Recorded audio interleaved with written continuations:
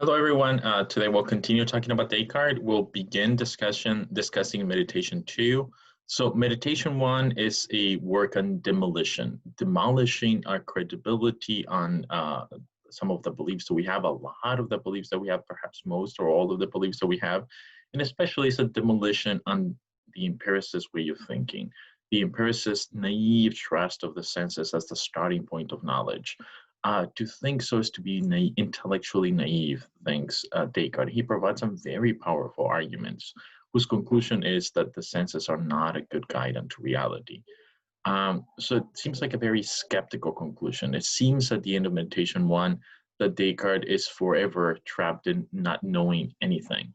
All of his beliefs are subject to doubt, it appears, and he speaks that way sometimes, but he's not. Meditation two and onward, he's going to start building up again.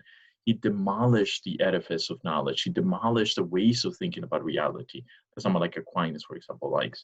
And he's going to begin on a very new foundation, a radically different foundation than previous philosophers and scientists.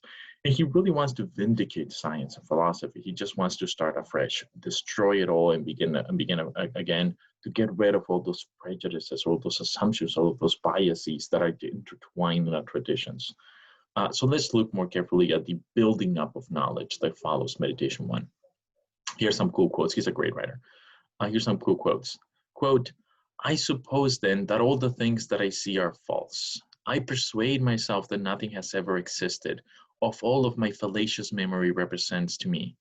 I consider that I possess no senses. I imagine that body, figure, extension, movement, and place are but the fictions of my mind.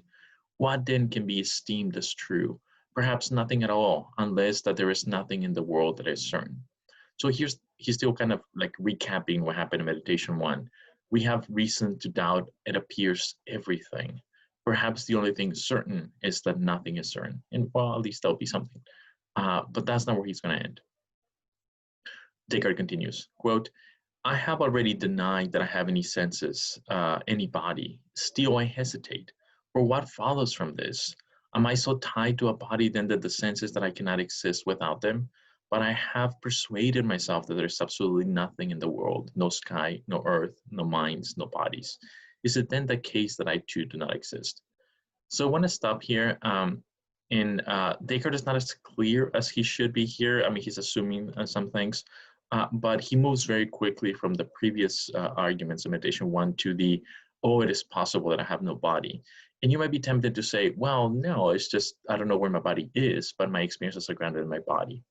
But Descartes will say that's too quick. You cannot know that. Once you have the skeptical hypothesis of the evil demon, you have no reason for thinking that you have a body at all, right? So go back to the cup, right? There's the cup, there's the experience of the cup, and all of the arguments, especially the evil demon, are there to cast doubt in the credibility that my experience of the cup is actually a good guide to there being a cup. But the story is not just applicable to things outside of my body, right? It applies to my body too. Like think of my hand. I look at my hand, I have an experience of the hand, and there's nothing in principle different between my hand and the cup. I conclude, I deduce, I believe that I have a body on the basis of my experience of my own body. Pretty much in the same way in which I conclude, I deduce, I form the belief that there's a cup on the basis of my experience of the cup. But to drive a wedge between the experiences and that to which the experience purportedly correspond, namely what they represent, the external world, the real world, to drive a wedge between those two is to drive a wedge between bodies in general, all physical things, including this body here. There's something special about this body. This is just the perspective through which I'm experiencing the world. So it is kind of the angle through which I experience the world, but that's just a peculiar aspect of my angle, my perspective on the world. I'm also experiencing the body and the way in which I experience other bodies, other objects. So Descartes justifiably lumps this body with the same status as this other body, or put differently, my knowledge that this body exists, it has the same kind of doubt that my knowledge that this other body exists. So he's correct in lumping these together. So let's start building up though. So this is still the skeptical worries. But there is some deceiver or other who is supremely powerful and supremely sly, and who is always deliberately deceiving me. Then too there is no doubt that I exist if he is deceiving me. And let him do his best at deception. He will never bring it about that I am nothing so long as I think that I am something. So here's the great moment. Here's the moment in which there's a turning point. There is something I know. There's something I know with certainty, even given the prospect of an evil demon. The point of the evil demon is to cast doubt on all of my experiences. The evil demon wants to deceive me. It gets a kick out of deceiving me. It has all the power, has a godlike power to do anything. So if God, not God, but the evil demon, godlike, wants me to be deceived into thinking there's a cup, he will create in my mind the experience of the cup. And then I will foolishly believe, oh, there's a cup based on my experience. And then the evil demon will get a kick, ha ha ha, he believes there's a cup, but there's no such cup. So the evil demon can deceive me about everything, provided that the deception is the mismatch between my experience and the thing that the experience is about, including this body. However, here's what Descartes notices. Deception itself is a mental state, it's a kind of thought. And if there is to be someone being deceived, then there must be a thing that is being deceived. There must be a subject of the thought. There must be a thing that is thinking. I'm pointing to the body, but really I mean the mind. There must be a mind that is thinking, and that has a false thought, a thought that fails to correspond to the real world. So for the evil demon to deceive me, I must exist and have thoughts that are false. So I must exist if I'm to be deceived. It is necessary that I am certain about the fact that I may be deceived requires that I exist. Now, the evil demon might destroy me, might kill me, might make me cease to be. But if it wants to deceive me, if I'm thinking something, I must exist. Deception is a kind of thought, and thoughts require a subject of mind thinking them. I must exist. I think, therefore I am, is the famous line. So he continues. Thus, after everything has been most carefully weighed, it must finally be established that this pronouncement, I am, I exist, is necessarily true every time I utter it or conceive of it in my mind. If I'm thinking I exist, it must be true because there has to be a being myself that is thinking the thought. So for me to think I exist requires that I exist, that I'm thinking. So I exist becomes the certainty. I know that I exist with certainty. I cannot be mistaken about that. Um, but do I not yet understand sufficiently what I am? I who now necessarily exist while I am thinking. So what is this I? What is this thing that is thinking? What is this mind that I know necessarily must exist? Well, the traditional story, Aquinas' story, and others say that my nature is humanity. I am a person, a human. That is what I am. That is the kind of thing that I am. And Descartes looks at it and dismisses it very quickly. And here's a quote to that effect. What then did I used to think that I was? A man, a person, a human, of course. But what is a man? And he goes through the Aristotelian rational animal. But what is rationality? What is animality? All of my notions like that are predicated upon my experiences of the real world. So I cannot rely upon them in this context of this skeptical evil demon. I cannot rely upon them to know anything because they can all be shed into doubt. So I do not know that I'm a human, that I'm a rational animal. I do not know that I'm an animal. I do not know that I have a body. I know that I exist, however. So, and he goes through multiple different possibilities. And here he stumbles upon what he thinks has to be the right answer. What about thinking? Here I make my discovery. Thought exists. It alone cannot be separated from me. I am, I exist, this is certain, but for how long? For as long as I am thinking. So he goes back to the evil demon is deceiving me about everything. I have the experience of a cup, I have the thought that the cup is there, but I'm being deceived, there's no cup. It is, the deception is always a mismatch between my experiences and the world. So all of my experiences can be mistaken, but I know that I must exist. And here's the second thing that I know that I'm experiencing the cup. So when I have the experience of the cup, I do not know that the cup is there. That's a mismatch between existence and reality. The evil demon can deceive me there, but not even the evil demon can deceive me about my having the experience of the cup. The empiricist was onto something when he said, hey, like, I'm looking at the cup. How can this be? Like, how can I doubt this? And Descartes says, yeah, there's something there that you cannot doubt, that you shouldn't doubt.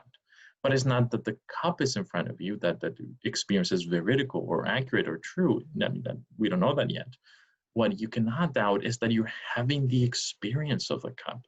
That is something that is certain, that is something that is necessary as long as you have it.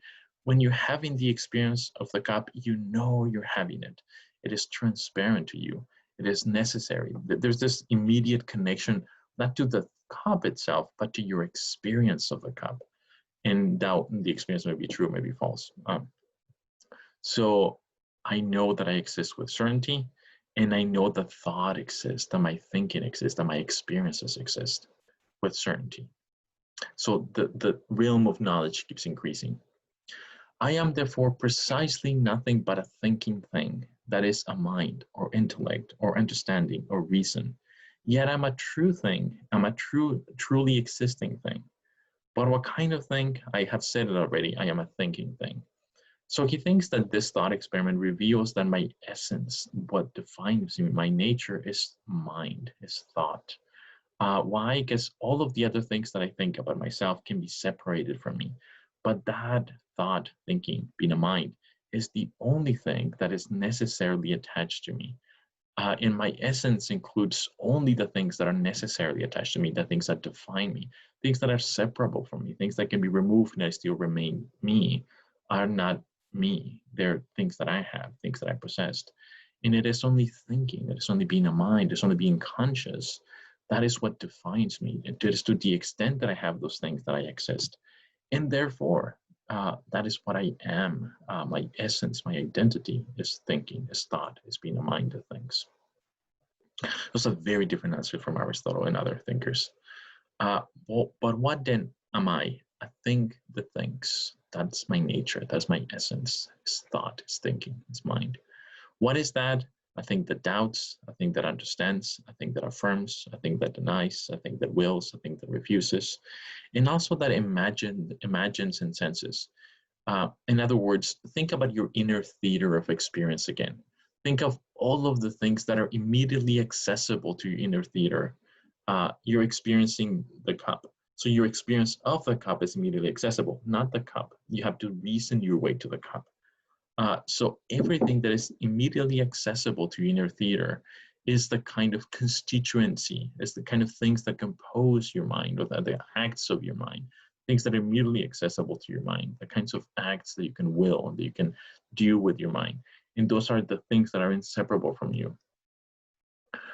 So here is a broader description of the Cartesian mind, his conception of your essence, my essence, as thinking things. And we have pretty much said all this already, just kind of putting it together. So the Cartesian mind is essentially active. To be a Cartesian mind is to be a think that thinks. If you're not thinking, you're not a mind, you're not doing that. So minds are always thinking. The mind has several faculties. The intellect, the will, imagination, and sensory perception. He thinks all of those faculties are properly faculties of the mind, precisely because their effects are observable within the inner theater of experience. Imagine, like your imagination, your sense perception. All of those register in the experience, and therefore they're kind of within the proper bounds of your mind. So thinking, the word thinking, it's broad. It includes understanding, but also affirming, denying, doubting, imagining, willing, and even sensing. So it's more like experience. It's a much broader conception of experience.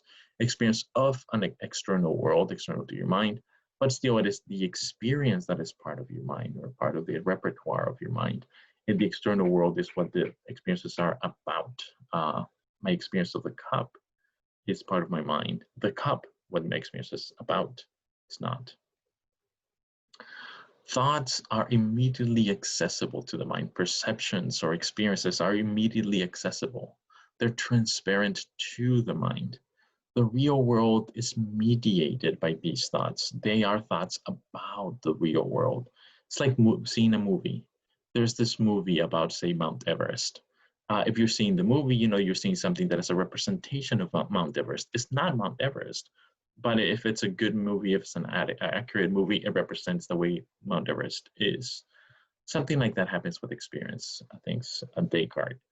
My experience is this kind of movie theater representation of the way the world, the mind-independent world is. And I mediated, my access to the world is mediated by these experiences. And if all goes well, they're experiences of the world. And if not, they're faulty, they're deceptive. Experiences are transparent. It is possible to doubt whether experiences are true. That is, whether they correspond to reality. You can be hallucinating, you can be dreaming, they will even be deceiving you, you can be the matrix. All sorts of possibilities for your experience to be faulty or mistaken. But it is not possible for you to doubt whether you're having an experience when you're having it. You might say you're doubting it, but you won't actually doubt it. You can't. If you're experiencing the cup, you know it. It's transparent. There's no denying it. With the cup is there and not the result of hallucination, that's where the space is. That's where the gap is, not the having of the experience. That is transparent to you. That's immediately accessible to you, to your mind. So in this context, a major philosophical question arises, and we've seen this question already, so that's the setup. And that is whether my ideas, my thoughts, my experiences correspond to reality. Is there a mind-independent reality that matches my experiences? Does my experiences reflect, do they accurately represent the way the world is? And very importantly, how can I possibly know this? How can I possibly know that my experiences correspond to the world? So by the end of meditation 2, we have built some quantity of knowledge. We know that there's a mind. We know that it has experiences, and we know both of those things with certainty. The main question is, for the rest of the meditations, how do we know that those experiences are adequate, they're accurate, they correspond to the way the world is? That's the main question for the rest of the meditations. Okay, we'll see you next time.